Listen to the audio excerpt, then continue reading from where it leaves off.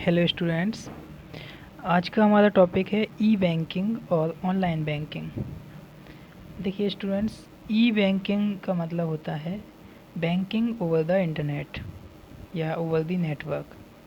किसी भी नेटवर्क के ज़रिए अगर आप बैंक को यूज़ कर रहे हैं तो उसको ऑनलाइन बैंकिंग हम या ई बैंकिंग कहते हैं। तो आपने एटीएम सभी ने देखा होगा, एटीएम कार्ड भी आपने देखा होगा।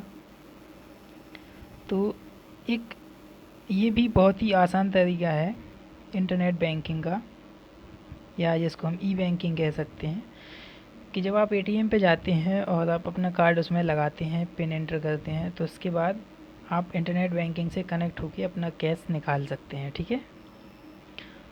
तो होता क्या है कि एटीएम में जो मशीन होती है, ऑटोमेटेड टेलर मशीन इसका फुल फॉर्म होता है, ये आपके अकाउंट से लिंक इन्फॉर्मेशन को कनेक्ट करके आपके कार्ड के ज़रिए उससे आपका कैश विड्रॉ कर देती है। ठीक है।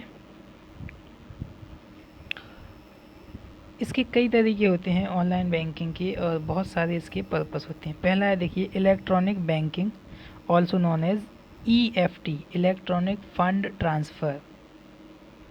Electronic fund transfer, okay. इसको बाद में ईएफटी को चेंज करके एनईएफटी कह दिया गया है। NEFT, national electronic fund transfer. ठीक है। जब कई बार आपने देखा होगा कि कंपनीज़ जब अमाउंट ट्रांसफ़र करती हैं किसी दूसरी कंपनी को, या किसी भी पर्सन को जब आप ट्रांसफ़र करते हैं मनी, तो एनईएफटी मेथड के ज़रिए वो फॉरवर्ड होती है। ठीक है, ट्रांसफ़र होती है, नेशनल इलेक्ट्रॉनिक फंड ट्रांसफ़र। ठीक है। और एक दूसरा एक सिस्टम होता है जिसको हम कहते हैं RTGS. RTGS, real time gross settlement.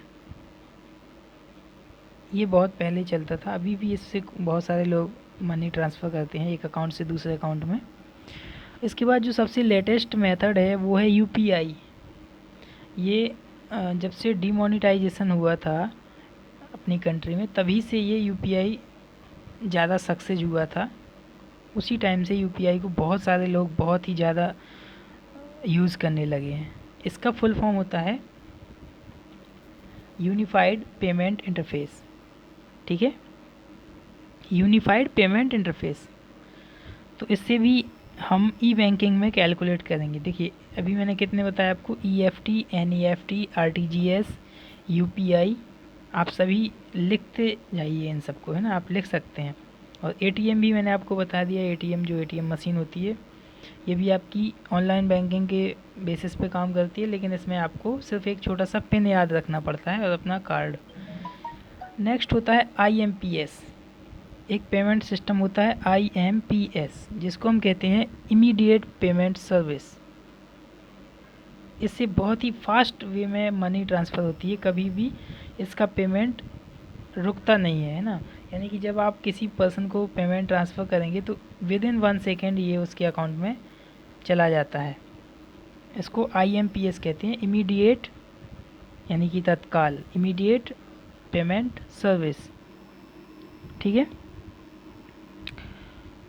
तो ये इतनी चीज़ें मैंने आपको बताई हैं, ये सभी किसके अंडर में आती हैं, ई बैंकिंग या ऑनलाइन बैंकिंग के अंडर में।